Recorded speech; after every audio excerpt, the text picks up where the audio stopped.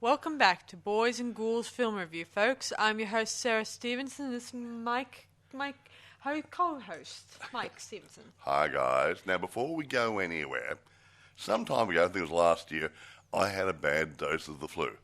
Guess what? I've got another bad dose of the flu, okay? Yes. So we're going to struggle through this. The show must go on.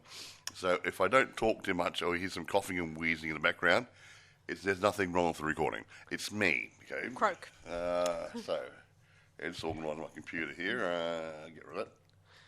Yes. So, we're going to do our best to deliver you our usual standard, okay, guys? Right. Now, what are we doing tonight? Well, we're going to do a movie that was released in 2009 called Exam. Exam, not the exam. Exam. Yeah. EXAM. Like, you know, remember when you go to school? Yeah. Or if you're going for an exam for a job interview or whatever. Okay. I know. You don't normally go for an exam for a job interview. No, but in this movie, you do in this one. Okay, I know. But originally it was written to be done in a school. Mm-hmm. They didn't change the name. Uh-huh.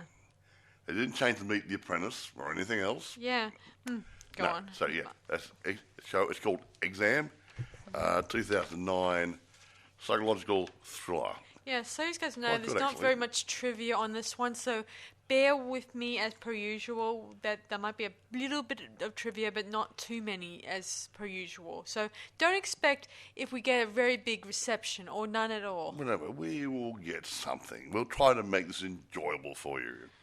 We like the movie, so that's a good start, isn't it? Mm-hmm. Now, here we go. All right, all the good stuff. Produced by Stuart Hazeldine and Gareth Unwin. Directed by Stuart Hazeldine. Mm. Written by Stuart Hazeldine. And Simon Garrity. Simon got a leg in the door. Oh, that's nice. Tea and Coffee. Stuart No. Excuse me. Let's see my little cough there.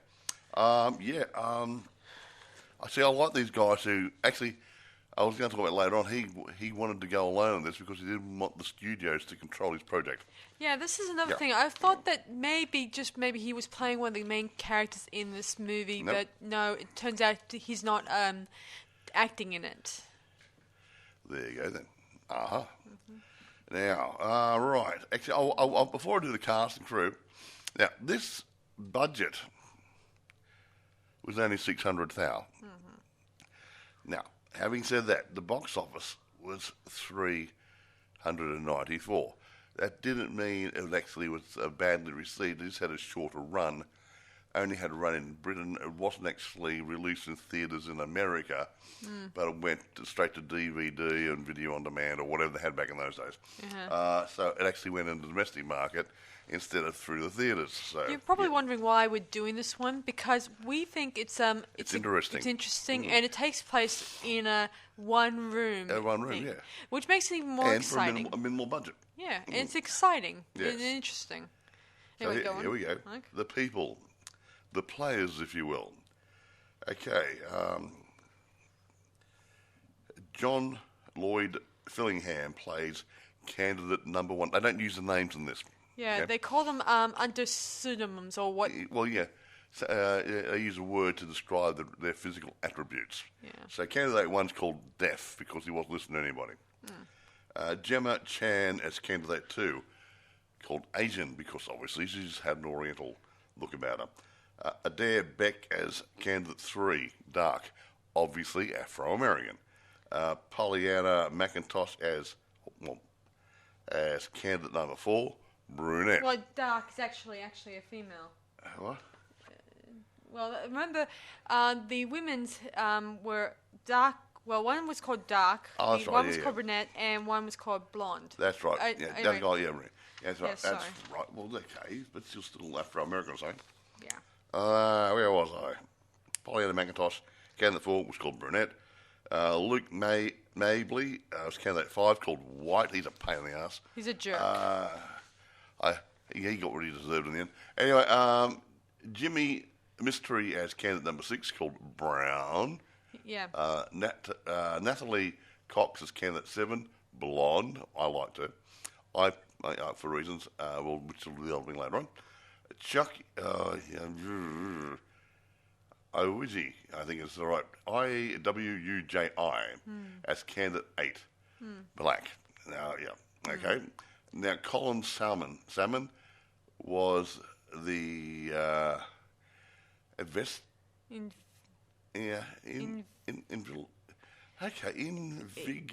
Let's just call him the interviewer. Well, the guy never seen that word before, invigilator. He was the guy running the test of these people, the exam. Yeah. And there was a guard there, played by Chris Carey, known as the guard. No names. As I said before, there's no names in this production. Yeah. Which makes it a little odd for the character development, but there is a bit of character. There was some character development in it, but it was more. Some of it was subliminal, some was quite easy to see. Like the guy, and some was straight to the point. Like Mr. White, you can see him straight away what his backstory was. He's a little turd. Very close. Quite right. He was a bit of a natter, if that's the word. What? Well, not a natter. He What? He talked big. Oh, he's full of crap. He's full. I mean, full of crap. And he was the one who came up with these fake names. Yeah, because he's very racist. And he's got no good opinion about women or anybody. He's all in it for himself, like self-opinionated megalomaniac. Pretty good. Yes, that's pretty much the best way to describe him in this movie. I'm the best of the best of the best, and I'll walk over everybody. He's like those types. Don't like him. Nah. So in this movie they do it exactly by the book, the way to try to get ahead in business, if that's the word. Well, yeah, they're applying for an executive job in this business. Yes. We don't know what the business is yet. So we find it later on in the movie. So do you want me to open the story, seeing as we don't have very much to talk over here? I think we should. Otherwise, we'll just run around in circles and talk about things we're going to talk about later. Okay, the story begins. It takes place in a room. It looks like a bunker. It's solid walls, it's no solid windows. Walls, no windows, and we can't see out of them to indicate what era this is. I mean, it's pretty much a modern era. Modern era. It doesn't matter, okay? It doesn't say whether we're seeing 2019 or 2030. Yeah, exactly. We don't know whether it's current, future, whatever. So it's not important. Anyway, these 8 candidates arrive, and they're all seated in seats, like they're waiting for exam. Separate table, separate chair. Yeah, the interviewer, I'm going to call him the interviewer. Yeah, that's a good name for it, tells them that they're all there for a position, a higher level up position, and all of them have been tested, retested, and they have. Well, this is their last test before the final assessment. There you go. Yeah, and the following rules is you cannot step outside the room, you cannot talk to the guard, you cannot talk to the CCTV guys up there. Yeah, because that's talking to them. So if you try to talk to him, you're out. You try to talk to the guard, you're out. If you step out of the room, you're out. If you damage your test paper willingly, maliciously, you're out. You're out. So, yeah. And then he comes along for... what happens after that? What are they talking about? Well, he says there's only one question, and therefore you must answer that question, all that stuff. Yeah, he said, sit down at your desk. When I leave the room, turn over your piece of paper and answer the question. Somewhere, doesn't it? Yeah. And then he said, any questions? Before he leaves the room, everyone's looking blank, going, well, no, it's pretty straightforward. He then walks out, and the door closes, and they all turn over their paper like the interviewer said, and they see nothing there. It's blank. Not a sausage. Yeah. And, well, as they're examining the paper, they're trying to figure out what is going on here, and then... the Asian lady, she starts scribbling, why do I want this job? And she says, I need this job really badly. And then the guard, he grabs her by the arm and hurls her out of there. And she starts yelling, I didn't mean to destroy my paper. Give me another paper. Give me another chance. Yeah. But she's already talking to the camera, which is what the rules that they were told not to do. She broke the guard and the camera, which is the guy who's running the event. So, Anyway. So, hey, one down. It says it was 8 people. Yeah. 7 to go. 7 to go, yeah. Yeah, she didn't last long. She was, say, in there for 5 minutes, which didn't last long. Anyway, it's a bit sad. Anyway, the rest of the remaining people, they continue by the way, they got 80 minutes to complete this. Oh, 80 minutes. 80. Yeah. So, White, that's the name of the white guy. Smartass. They realize that they need to work together to solve this riddle of the missing questions. Yeah. Yeah. Then they decide to go by no names. So they weren't allowed to have names, were they? Yeah. So he names the Indian guy from India, Brown. He names the African English fella, Black. I'm sorry, guys, if I'm saying that's this a name to put in the movie, guys. Sorry. Yeah. Yeah, the blonde, obviously. Blondie? No. Blonde. And he names the brunette, and the other woman, he names Dark. And there's a funny little guy sitting over there by himself, not talking to anybody.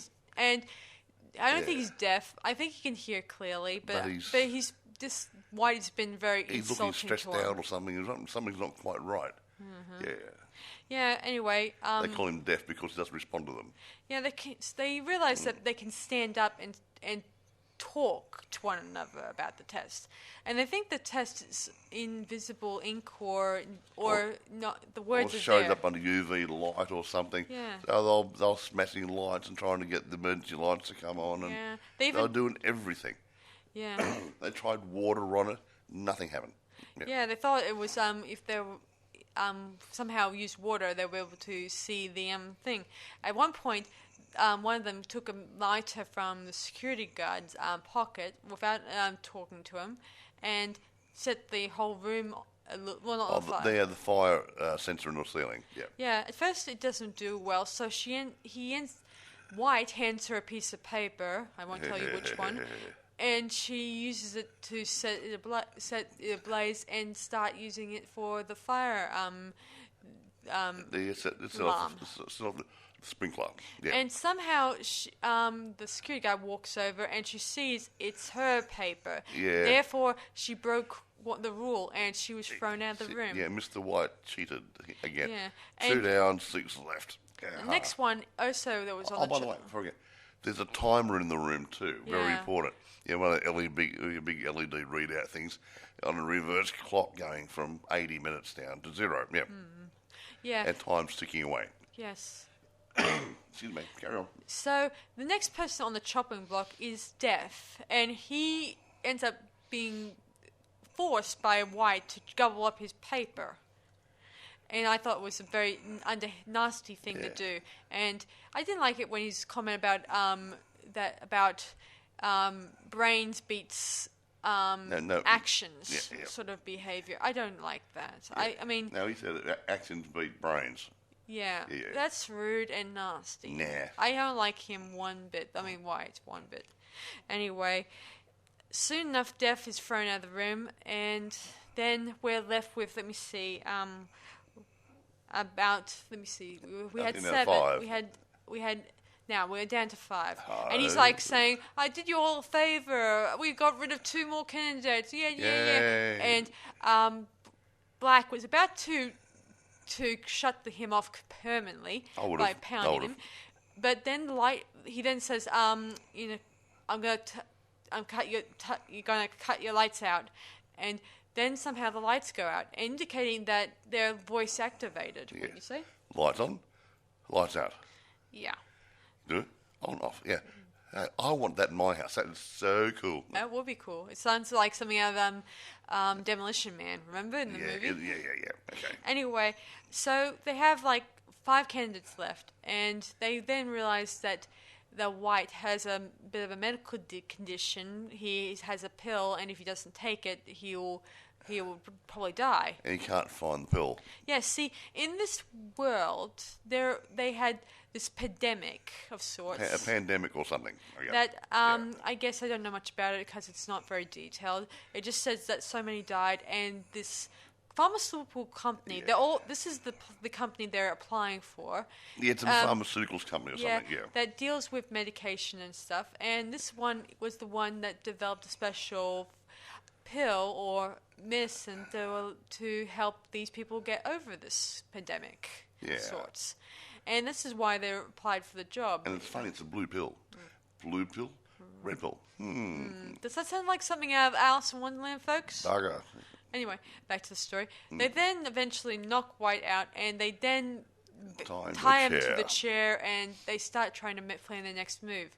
The next move that one of them does is, this one was done by, what's his name? Oh yeah, Brown. He decides to tie up and tries to interrogate, I think, is it dark or brunette? I'm not sure. I mean, was it dark or brunette? I can't remember.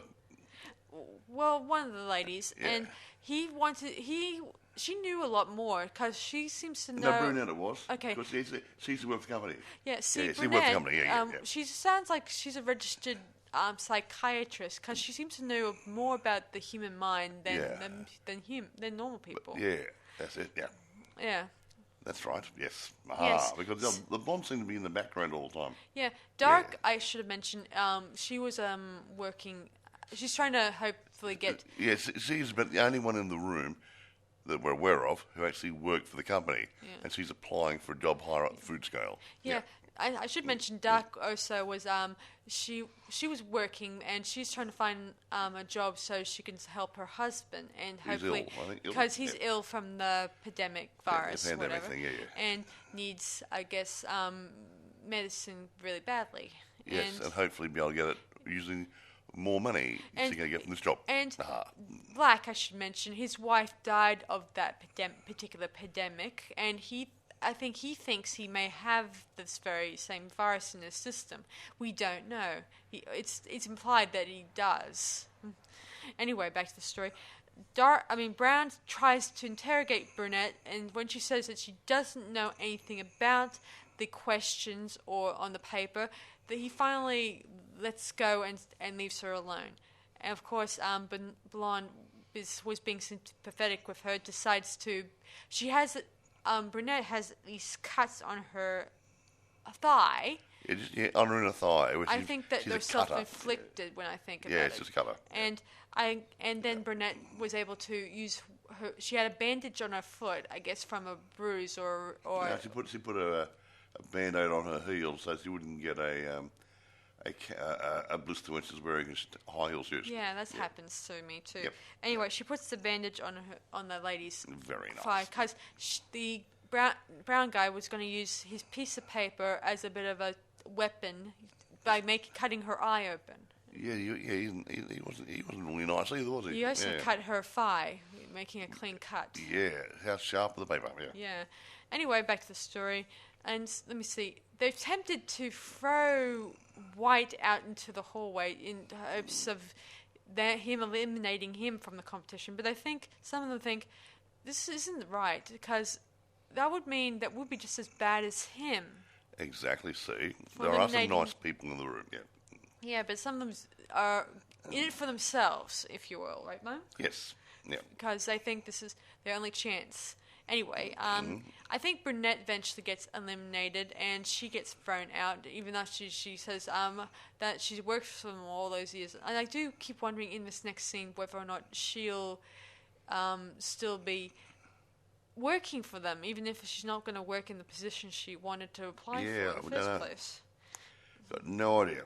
Anyway, we're left now with Brown, Black, White, and Blonde. Yeah, four candidates. They eventually find the blue pill. Someone in the group hid it. Not the white guy, but the other guy. What his name is? Yeah, he had some chewing gum and he stuck it underneath the table. Yeah, somehow he stuck it under the table. And when Blonde was about to put it into... Well, Brunette was going to put it into his mouth, but then it was thrown on the floor. But lucky enough, Blonde was able to use one of her pins from her hair. No, it went down to a little drain grate and picked it up, And she was able to pick it up using tweezers. And she gave it to the man. Yeah. Eventually, they realize, White thinks that there's no answers on the paper, because he he had it figured out, or he thought he figured it out. But he thinks that these guys, they want them to fight it out in the end. So the last man standing or the last man in the room is the selected one. I don't think so. Oh, at the beginning he said there's no law or something. Or would it say something like there's no rules except inside. There's no rules or law in this room. Except for the that's it. company's laws and rules. Exactly right. So he's implying you can get away with anything in this room. Yes. We forgot to tell you that. Sorry, guys. Sorry. I do it again. Yeah. So anyway, back to the story. So we're left with 4 people, and so he begins to use... He tries to grab for the guard's pistol. He doesn't do anything, the guy, the guard, and he plans on shooting them. But unfortunately, it requires gun signature. Hand signature. It's a fingerprint signature on the gun. Yeah. Only the guard can actually pull the trigger. But and he's standing there like a ground their guard. He's not flinching. Yeah. They can jump around him and everything and make tickle faces him at and him. pinch his nose. He doesn't move. Yeah. He only comes to the play when he's got to throw somebody out of the room. Yeah. Yeah. Anyway, so he tends to. He doesn't plan on shooting them. He plans on them walking out of the room and allowing him to win, because there's only a few minutes left on the clock. So you know. Yeah, it's going down, down, down. Yeah. So there's only a few minutes left. The Brown eventually walks out. Says his few words and then heads out, and he then is about to get either Black or Blonde to walk out. Eventually, Blonde says, "Fair enough, I'm going to walk out next." But she doesn't walk out fully out the room. Her heel, still inside. Toe heel is still in the room, which makes her still eligible to be still inside the room. She's playing games here. Yeah. Yeah. Oh, by the way, did you say that the black fella or Brown was had been shot? Yeah, Black and White begin. She actually Blonde. She shouts "lights out," and the place goes into darkness. And the men, Black and White, they continue fighting, and eventually the gun goes off. Now, the reason why the gun went off was the naughty guy who had the gun put it in the guard's hand, and he was moving the guard around so he could manipulate the guard's fingers. What a cool way to do things. Yeah, and then the lights come back on, and we see that Black has been shot in the chest, and he passes out. They think he's dead. But yeah. And White yells out to the interviewer guy, "I won," and all that stuff. He looked at the clock first. Yeah, he looks at the clock first, and he looks at the CCTV guys saying, "I won. I won the position." Give all that stuff. But then the security guard approaches him, and he raises his arm, and with it there's a watch on it, and it shows that there are a few minutes or whatever, from remaining. Because when they threw the deaf guy out, he fell down next to the clock, and he hit the button there intentionally to run the clock forward a little bit, so they had less time on the clock. Yeah, and while this, and he also, White also looks at his own watch, which he also times. He timed it, to know, so he knows when the exam is over. So he spoke at the wrong time, so he was thrown out. Yeah. Blonde steps back in the room, and she picks up a shard of glass from when they were smashing the mirror, the lights, so they can read their paper. And she was able to, using the deaf's glasses, she was able to work out there was a small hidden message inside the paper. Was it, you said, embossed? Yeah, they actually, the question text for it was actually embossed. It wasn't printed. Yeah. In the smallest print you can imagine. Yeah, very and you had to have a magnifying glass or something. Yeah. A really keen vision, and scour the paper. And what did she find? It says, question 1. And then the interviewer... Then there's nothing else there. Yeah. We then see Deaf, who turns out to be the CEO of the company, and the interviewer guy, coming into the room. And she then answers the question, which is no. So he asked any questions, and the question on the back of the paper said, question 1, and there's no question. Yeah. So the answer had to be, no, there's no questions. Yeah. It was a play on words. Yeah, anyway, she says they're relieved that they finally found an ideal candidate for the position, but she says that she has not selected yet because has questions of her own. She wasn't sure because you had the dark guy who's laying there on the floor. Yeah. She believed was dead. Yeah, and she didn't like to belong to a company that results in harsh games and harsh tests that would test the nature of each candidate. Yeah, like this, in such a severe way, yeah. And she also asks about how Death doesn't even look like the CEO of the company from probably websites or media sites. But the interviewer explains that the CEO, the owner of the company, he's really a private man. He's just a scientist. He prefers to in his own company, and he likes to be selective on who he chooses to be his people to work for him. Yes. He's a very private man.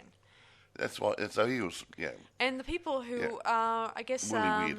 Who are backers or people who are other people who work for him are just the faces for his company. Yeah, he's a real guy who makes it all happen. Mm-hmm. He's a genius. Yes. He's a scientist guy who makes all the good stuff happen. Yeah. Anyway, she continues to gaze at Black and thinks that he just got killed for this in the sake of being for this job, and they said that who says he's dead. They then explained that it wasn't really a real bullet that was shot into him. It was actually a pill, a special new design pill that could eliminate all diseases from your body. Yeah. You could be looking at eternal life. Now, I'll read this bit for him. Go on. That's that guy, Death, the guy, the weird little guy. He said they revealed that he had developed a virus cure, but also discovered a method of rapid cell regeneration capable of curing both the virus and the gift of life. Yeah, in other words, it could cure cancer or other groovy diseases that are still hard to cure to this day. Yeah, I wish I had one of those right now.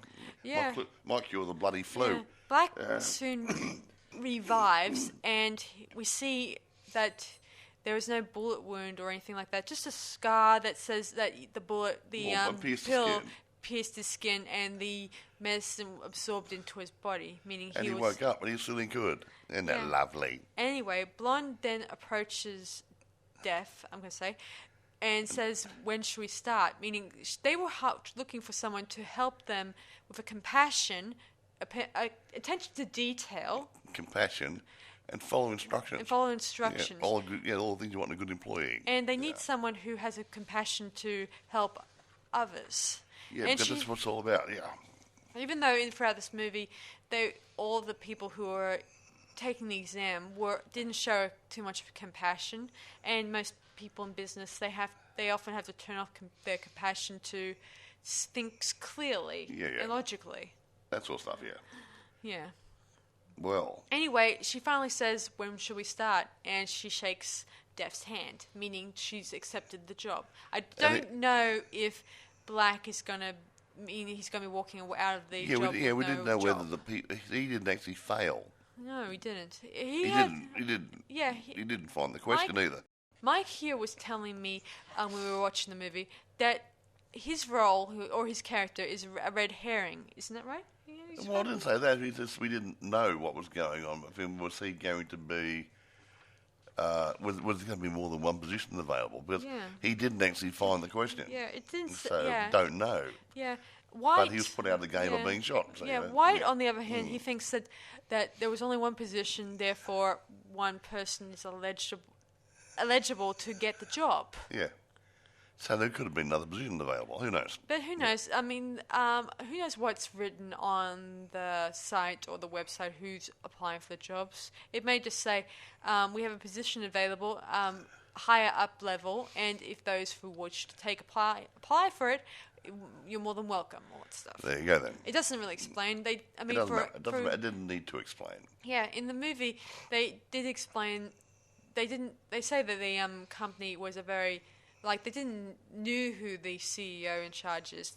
Even Burnett says the guy who's the CEO, he's a very private man, and he never knew who and he was. He prefers to be, he likes to hide away, on his own, not talk to anyone or even associate with anyone, stuff like that. Mike and I have been discussing it, and we think that the he's not deaf in my mind. I think he may have a mental disability where he prefers his own company or something like that. Yeah.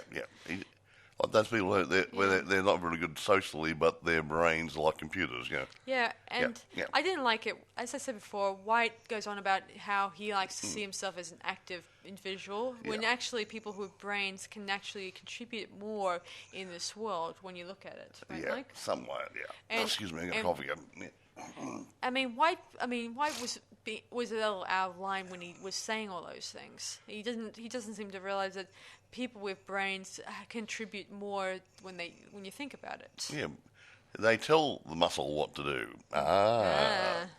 Anyway, I don't think if I was even employing anyone, I don't think I would have White involved in the company. He probably would just say, "Okay, I'll help, but I'll make sure the pill or the medication that's being developed is going to be going to what people who can afford it, like wealthy people, stuff like that." When they money is. But money the company may want to do it a course. freebie pro bono to give it to the world as a gift. Yeah. Never thought about that. Yeah, and I don't think the Brown, the Indian guy, I don't think he seemed to be. He had a very different mental attitude about doing things for other people. He seemed to have different opinions about how he doesn't seem to have a nice mental bone in his body. When I think about it, Brown. Yeah, Okay. And I could say I think Dark, she didn't seem to care about it. She says she's more or less didn't care about anyone else in that room. But then again, they're all applying for the same job, and it's all about competitiveness in this. Yeah, all of them except for Ron. I think she is also competitive, but not to that I think extent. she's more or less listened to everyone's opinions and try to keep an open mind about what's going on. Throughout this movie, they kept on flashing back to the interviewer's questions or stuff he said, about what throughout the rules in that room, right, Mike? Yes, that's exactly right. I gotta admit, the whole timer on the clock makes me think of Saw. Where they gave him 60 seconds, or 60 minutes, not 60 seconds. minutes, and if you don't solve the question, you're either dead or something. I'm amazed in this movie that these people who disappeared from the room didn't get. I know that this is not a murder movie or thing like that, but it did seem very creepy when the guy approaches them and drags them out of the room, kicking and screaming and yelling, "This is not fair." No, it's not. But however, that's the way the cookie crumbles. Man. Anyway, right. I should mention, guys, that they did make a movie that was done in India that was more of a remake. That was titled Key, and it was released in 2010. 11, sorry. So this was done. That one was done 2 years, after this one. Mm-hmm. So that's an interesting thing. Are you sure? Yeah, 2011. But Key. Yeah, Key, as in key. Key. Oh, I've got something written here totally different. Well, I did say it was Indian, and there might be more than one movies that were an exam that takes place in one room. No. Oh no, I'm just saying. I got some stuff here in front of me. Yeah. Yeah, there was also a stage adaptation that was done in 2012. And that was that opened in Manchester, obviously. Exactly. So it might be either one of the other. Yeah. Go on. Well, what I got for releases here is actually said the film was premiered in June 2009 as part of the Edinburgh Film Festival. It was then part of the Raindance Film Festival 2009. It was released in UK cinemas on the 8th of January 2010. Now, that's what I'm saying. Next bit, I didn't get a lot of box office. Yeah. On the 11th of February 2010, IFC Films acquired the rights to the US release, where it was released as part of the Santa Barbara International Film Festival. The DVD and Blu-ray were released in the UK on the 7th of June 2010. There was no theatrical release in the US, but IFC Films released the film via video on demand on the 23rd of July 2010. So it didn't have a theatrical release in America, so that's why the box office was down. It's a drag. Aha. There you go. Reception was average because you're not going to get a lot of people saying, I like it if they haven't seen it. Yeah. Rotten Tomatoes, about 63%. The Telegraph said the film starts off well but loses its way. I don't think so. Variety called it smartly conceived, tautly executed psychological thriller. Philip French from The Guardian called the film clever and ingeniously developed, etc., etc., etc. So, yeah, and I won a few awards too. But anyway, I won't go into too much. I can't talk properly. Yeah, I mean, I did think that it was such a shame if this movie didn't get a big reception or reaction. Well, it didn't get the airing, and we don't know how much it made video on demand. So true. It might have made a lot of money. Anyway, you're all waiting for this bit. Yes, it's available on eBay and Amazon. Yes, you can rent it for Amazon. Yeah. Oh, excuse me. No, didn't cough. That's good. Now, I'm going to give us about a 9. Could have been a tad better, but it was pretty damn good. Yeah, I'm going to give it 8.5 out of 10 myself. There you go. I mean, cool. I did like the fact it takes place in a room, but I did think that some of the people in the room they seemed to be they weren't very, they were just cold. Some of these people were very cold in their characters. So yeah, I know they're supposed to be businessmen, but I would have loved a little bit of a bit of an inside look into their characters a bit more. A bit more character development in some way, or a bit more information about them, why they were there, because why they choose them. The dark guy, he had a health issue himself. The guy, the guy whose wife died. Black. Yeah, the dark guy. So I didn't say dark. The guy got shot. Yeah. His wife passed away. Yeah, and he had the disease as well. Yeah. White had the disease. He was taking pills on the hour. Yeah, just so we don't know about the other people. So yeah, just so you guys know, the pill in question that was inside the gun was actually a red pill, red, blue pill. Very good, Alice in Wonderland. Eat your heart out. Yeah. Anyway, I thought it was an interesting take. Matrix. That's true. But I did think it was an interesting take on it. Yeah.